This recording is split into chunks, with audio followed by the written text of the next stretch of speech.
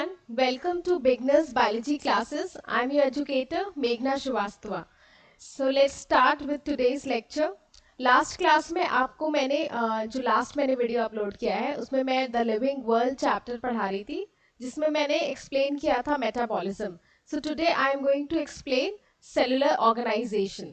ठीक है, तो एनसीईआरटी में कवर कर रही हूँ. मैं फिर से बता दे रही हूँ, मैं हर लेक्चर की शुरुआत में बता देती हूँ कि मैं एनसीईआरटी क्लास 11th की एक्सप्लेन कर रही हूँ एंड फॉर नीट पर्पस. ठीक है, नीट एग्जाम्स के लिए आप लोगों को हर एक लाइन का मतलब समझ में आना चाहिए एनसीईआरटी का, जो कि बहुत सारे स्टूडेंट्स को प्रॉब्लम होती है कि एनसीईआरटी हमें पढ़ने में प्रॉब्लम हो रही है, जो दूसरे बोर्ड से होते हैं जिनको नहीं इतना समझ में आता है कि पढ़ना कैसे है, कैसे लाइन बाय लाइन पढ़ना है, कैसे समझना है.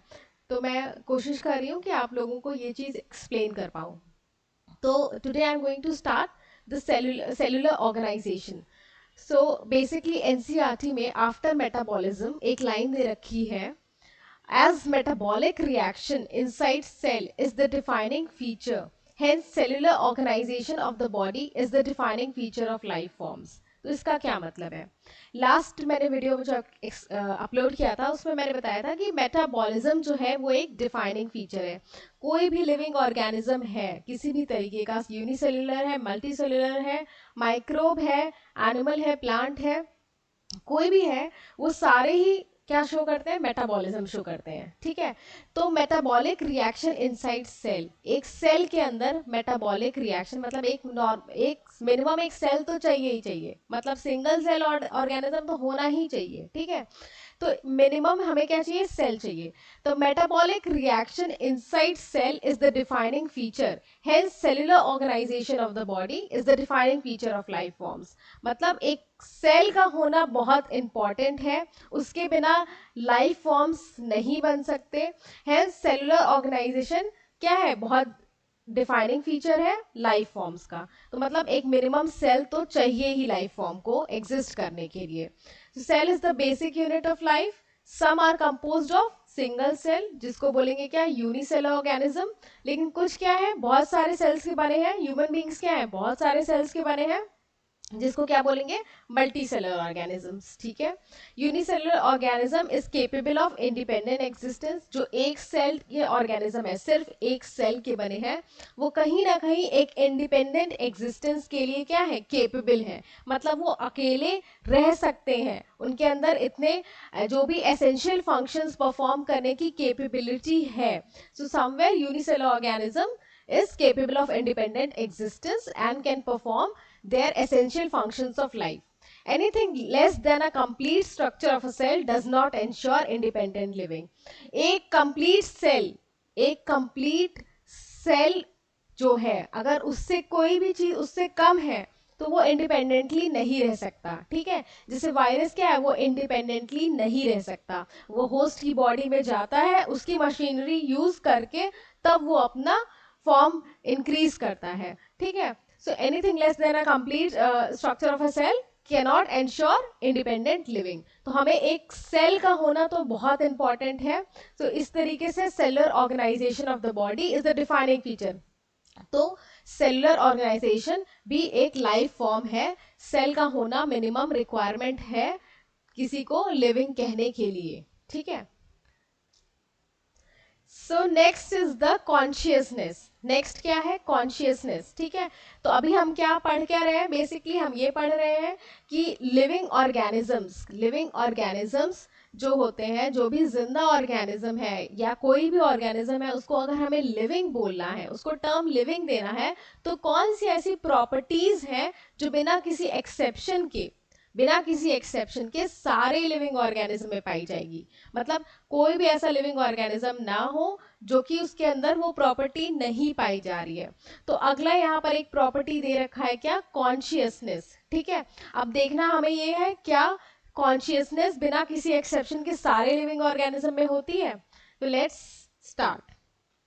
सो सबसे पहले यहाँ दे रखा है कि सबसे पहले हम डिस्कस करते हैं कि कॉन्शियसनेस वर्ड का मतलब क्या है. ठीक है, अब हम देखते हैं हमारे एनवायरनमेंट में, हमारे सराउंडिंग्स में बहुत सारे चेंजेस होते हैं. ठीक है, अब वो जो चेंजेस होते हैं फिजिकल हो सकते हैं. ठीक है, फिजिकल हो सकते हैं चेंजेस, ठीक है, फिजिकल मतलब लाइट का चेंज, वाटर का चेंज, ठीक है, विंड का चेंज, या फिर केमिकल हो सकते हैं, हमारी बॉडी में कोई केमिकल्स जा रहे हैं, ठीक है, उसका उससे हमारी बॉडी में क्या इफेक्ट आ रहा है, ठीक है, या ऑर्गेनिजम्स की बॉडी में क्या इफेक्ट आ रहा है, या बायोलॉजिकल चेंज मतलब कोई किसी तरीके की फिजियोलॉजी में कोई चेंज हो रहा है।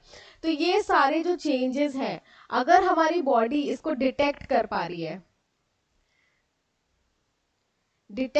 रही है, तो इस चेंजेस को, ठीक है, इस चेंजेस को अगर डिटेक्ट कर पा रही है, तो उसको क्या बोलते हैं, कॉन्शियसनेस बोलते हैं। ये जो स्टिमुलस, ठीक है, ये जो एनवायरमेंटल स्टिमुलस है, ठीक है, फिजिकल, केमिकल, चाहे बायोलॉजिकल, ठीक है, क्या एनवायरमेंटल स्टिमुलस, स्टिमुलस मतलब कोई भी डिटेक्टेबल चेंज, ठीक है, तो ये चेंज डिटेक्ट करके हमारी बॉडी जो रिस्पॉन्स देगी उसको बोलते हैं कॉन्शियसनेस, ठीक है।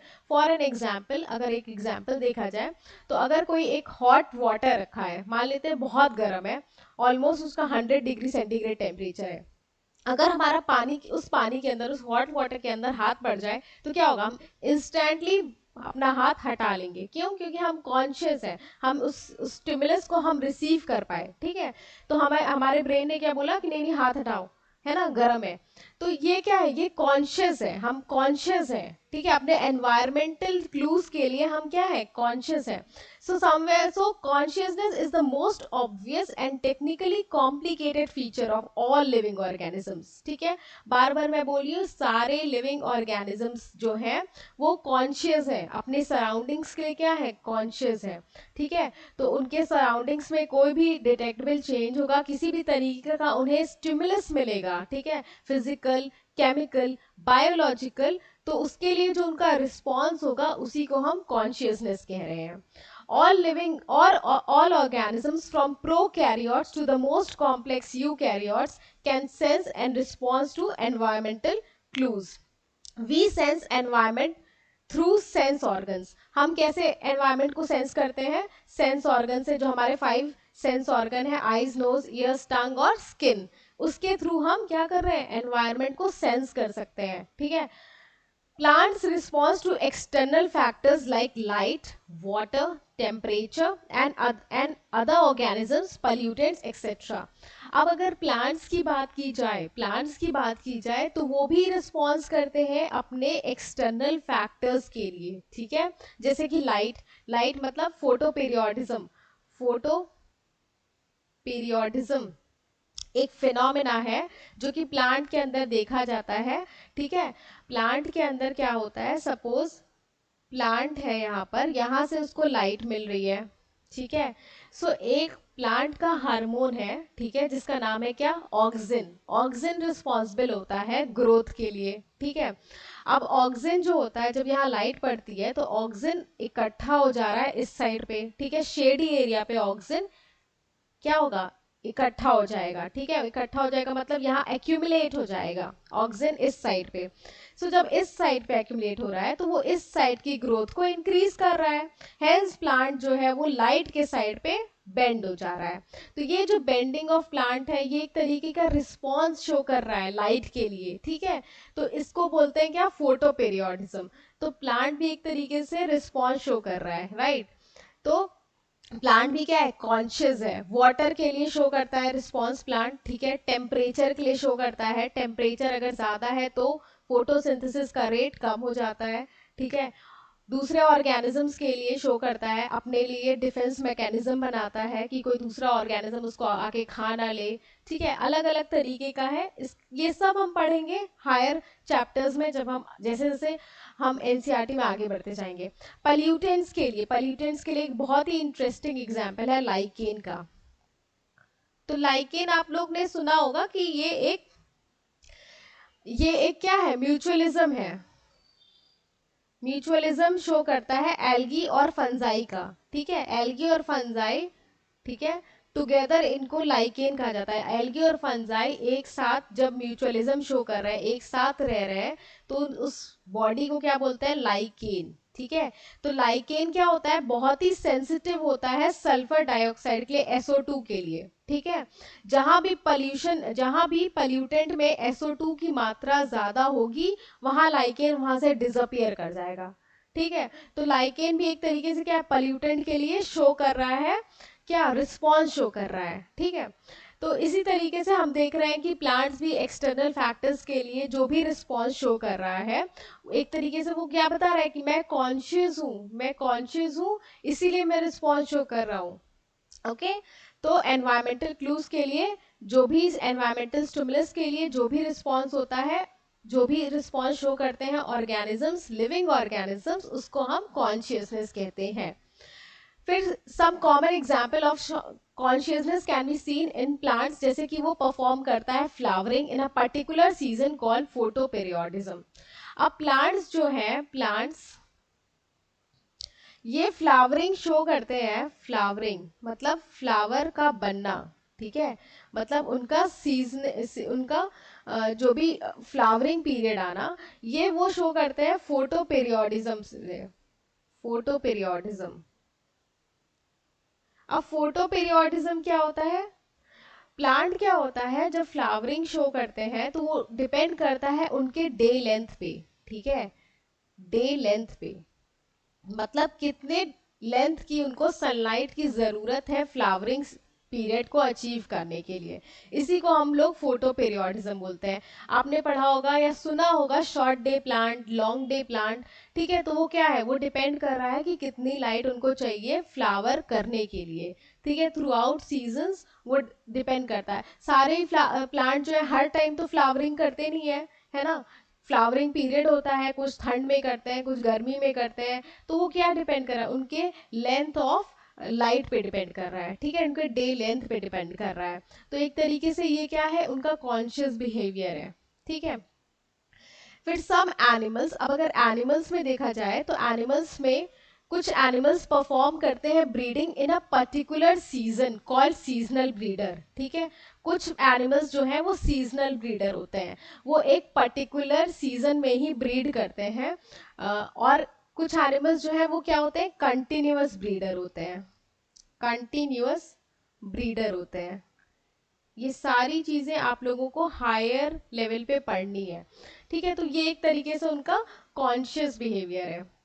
all organisms handle chemicals entering their bodies, all organism are therefore aware of their surroundings, ठीक है, अवेयर होना, अपने सराउंडिंग के लिए अवेयर होना कि हमारी बॉडी में क्या जा रहा है, उसके लिए रिस्पॉन्स शो करना, this is called conscious behaviour, ठीक है।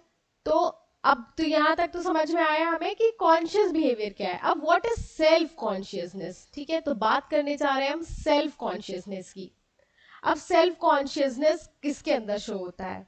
So human beings is the only organism who is aware of himself. Human being एक लौता ऐसा ऑर्गेनिज्म है जो अपने लिए अवेयर है, ठीक है, और वो क्या शो करता है, सेल्फ कॉन्शियसनेस, ओके।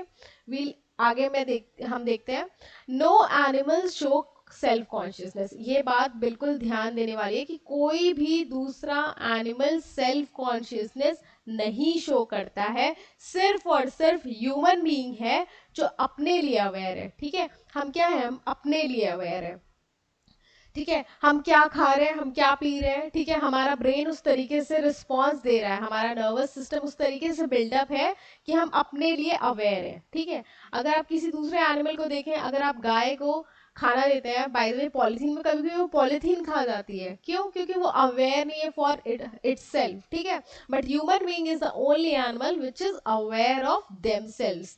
तो सेल्फ कॉन्शियसनेस जो एक प्रॉपर्टी है, ये सिर्फ और सिर्फ क्या है, ह्यूमन बीइंग की है। द ब्रेन डेड, अब ब्रेन डेड पेशेंट की बात करते हैं, जो लोग कोमा में होते हैं, क्या हम वो अवेयर है, क्या वो सेल्फ अवेयर है, क्या वो कॉन्शियस है, क्या उनको लिविंग कहेंगे? Okay, so brain dead coma patients who is virtually supported by machines, मतलब उनकी पूरी बॉडी, वो तो ब्रेन डेड है, कोमा पेशेंट्स है, उनके सारे ऑर्गन्स जो है, हार्ट और लंग्स, ठीक है, वो क्या है, मशीन्स के द्वारा चल रहे हैं। जो हार्ट का काम है वो मशीन का काम कर रहा है, मशीन कर रही है, लंग का काम मशीन कर रही है, वर्चुअली वो एक तरीके से मशीन की सपोर्ट से जिंदा है, ठीक है। तो वो लिविंग तो है, जिंदा तो है ना, ऐसा तो है नहीं कि उनको डेड डिक्लेयर कर दिया गया है, उनका ब्रेन नहीं सपोर्ट कर रहा है, राइट। तो उनके अंदर मेटाबॉलिज्म तो होगी, बिकॉज ऑर्गन काम कर रहा है, ठीक है, ऑर्गन काम कर रहा है तो मेटाबॉलिज्म तो होगी, ठीक है, मेटाबॉलिक रिएक्शंस तो हो रहे हैं, ठीक है। तो पर्सन इज क्या है, somewhere it is conscious, living है वो पर्सन, क्या है, कॉन्शियस है, लेकिन वो सेल्फ कॉन्शियस नहीं है। क्यों? क्योंकि वो ब्रेन डेड है। सो उसका कोऑर्डिनेशन नहीं है, जो उसके डिफरेंट बॉडी पार्ट्स हैं, ऑर्गन्स हैं, उसके बीच उसका कॉन्शियसनेस, सेल्फ कॉन्शियसनेस नहीं है, क्योंकि कोऑर्डिनेशन नहीं है। But the brain dead coma patient is considered as living and conscious. So consciousness, self consciousness नहीं, सिर्फ कॉन्शियसनेस क्या है, डिफाइनिंग प्रॉपर्टी कहलाएगी लिविंग ऑर्गेनिजम्स की।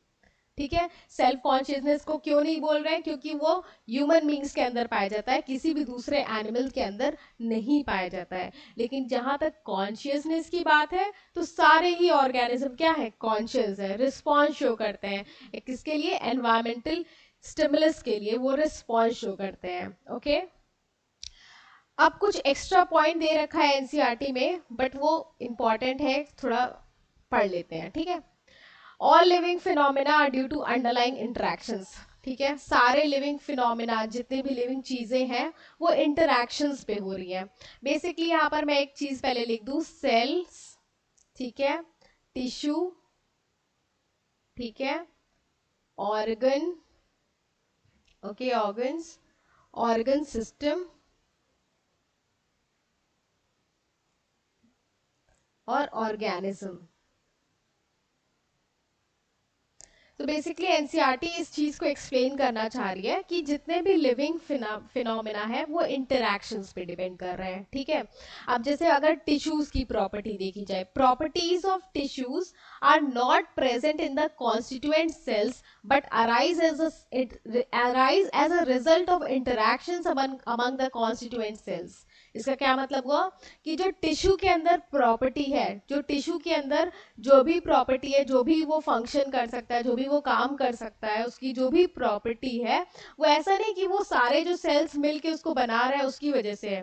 कहीं ना कहीं उन सेल्स के बीच जो इंटरेक्शन हो रहा है, ठीक है, उस कॉन्स्टिट्यूएंट सेल, वो जो सेल्स मिल करके टिश्यू बनाए हैं, ठीक है, ये जो सेल्स मिल करके टिश्यू बना रहे हैं, उन उन सेल्स के बीच ऐसे इंटरेक्शंस हो रहे हैं कि वो टिश्यू जब बन रहा है तो उनके अंदर वो प्रॉपर्टीज, टिश्यू की जो प्रॉपर्टी है वो उन इंटरेक्शंस की वजह से आ रही है। सो बेसिकली जो कॉन्स्टिट्यूएंट सेल है उनके जो भी इंटरेक्शंस है, उस इंटरेक्शंस की वजह से टिश्यू की प्रॉपर्टी आ रही है। फिर property of cellular organelles are not present in the molecular constituent of the organelle but arise as a interaction among the molecular component comprising the organelle। तो जो ऑर्गेनल बनता है, ठीक है, जो भी ऑर्गेनल्स बन रहे हैं, वो ऐसा नहीं है कि वो मॉलिकुलर कॉन्स्टिट्यूएंट्स जो मिले तो उससे बन गया, ऐसा नहीं है। उनके अंदर जो भी प्रॉपर्टी आ रही है किस लिए आ रही है, जो भी मॉलिकुलर कंपोनेंट्स हैं उसके इंटरेक्शन से आ रही है। ठीक है, तो इंटरेक्शंस आपस में हो रहे हैं, ऐसा नहीं कि उसकी प्रेजेंस से आ जा रही है। जो प्रेजेंट तो है बहुत सारे मॉलिकुलर कंपोनेंट्स, बट उनके आपस के इंटरेक्शन की वजह से जो ऑर्गेनल बन रहा है उसकी प्रॉपर्टी उस वजह से आ रही है। ठीक है, तो ये जो प्रॉपर्टी, ये जो इंटरेक्शंस हैं, वो एक तरीके से इमर्जेंट प्रॉपर्टी है। इमर्जेंट मतलब जो चीज़ बना, जो चीज़ आया। तो ये जो इंटरेक्शंस है, ये आगे हायर और लेवल ऑफ ऑर्गेनाइजेशन, जो हायर तो जो आगे बन रहा है उसके अंदर जो प्रॉपर्टी आ रही है वो इन इंटरेक्शंस की वजह से आ रही है। यही इस लाइन में लिखा है, these interactions result in emergent properties at a higher level of organisation. ठीक है, this phenomena is true in the hierarchy of organisational complexity at all level. हर एक लेवल पे अगर हम क्या देख रहे हैं, हायरार्की देख रहे हैं किसकी, ऑर्गेनाइजेशनल जो कॉम्प्लेक्सिटी बढ़ती जा रही है, टिश्यू बना, ऑर्गेनेल बना, ऑर्गन सिस्टम बना, तो ये फिनोमेना, ये जो बन रहा है, उनकी जो प्रॉपर्टीज आ रही हैं वो इंटरेक्शंस की वजह से आ रही हैं उसके कॉन्स्टिट्यूएंट की। इसीलिए हम लोग कह सकते हैं कि जो लिविंग ऑर्गेनिज्म है वो कहीं ना कहीं जो कि इंटरेक्शन से बने हैं वो सेल्फ रेप्लिकेटिंग है, इवॉल्विंग है, सेल्फ रेगुलेटिंग है। वो अपने आप को रेप्लिकेट कर सकते हैं, इवॉल्व हो सकते हैं, और क्या है, सेल्फ रेगुलेटिंग है, अपने आप को सेल्फ रेगुलेट कर सकते हैं। इंटरैक्टिव सिस्टम है क्योंकि वो शुरू से ही क्या है, इंटरैक्शन पे ही डिपेंड कर रहे हैं, और इस तरीके से वो रिस्पॉन्स शो कर सकते हैं एक्सटर्नल स्टिमुलाई के लिए। So biology is the story of evolution. Evolution chapter हम आगे पढ़ेंगे। सो एवोल्यूशन क्या है? बायोलॉजी एक स्टोरी है एवोल्यूशन की, कैसे पहले ऑर्गेनिजम्स आए, फिर अभी आए, फिर आज के डेट में सबसे इवॉल्व ह्यूमन बींग्स हैं।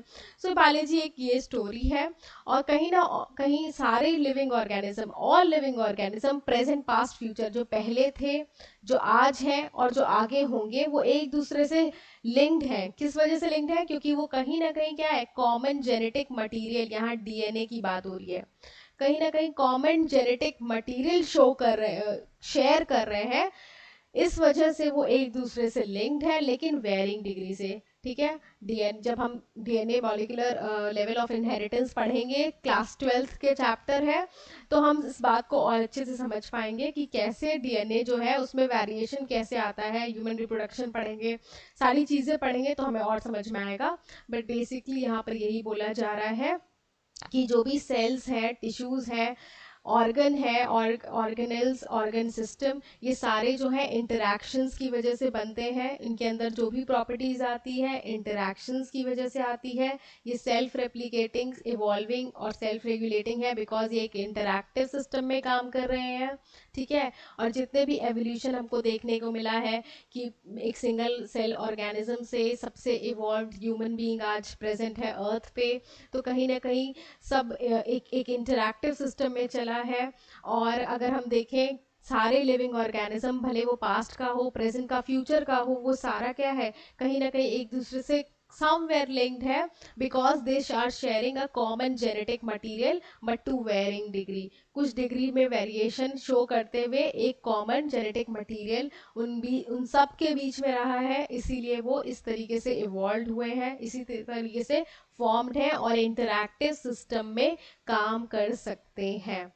सो ये हो गया हमारा the living organism, the living world का। हम देख रहे थे कि क्या पढ़ रहे थे कि लिविंग ऑर्गेनिजम्स की डिफाइनिंग फीचर क्या है, मतलब ऐसे कौन सी प्रॉपर्टीज, ऐसे कौन से फीचर्स हैं जो लिविंग ऑर्गेनिजम्स में पाए जाते हैं, सारे लिविंग ऑर्गेनिज्म में, और ऐसे कौन से फीचर्स हैं जो कि बिना किसी एक्सेप्शन के सारे ही लिविंग ऑर्गेनिज्म में पाए जा रहे हैं।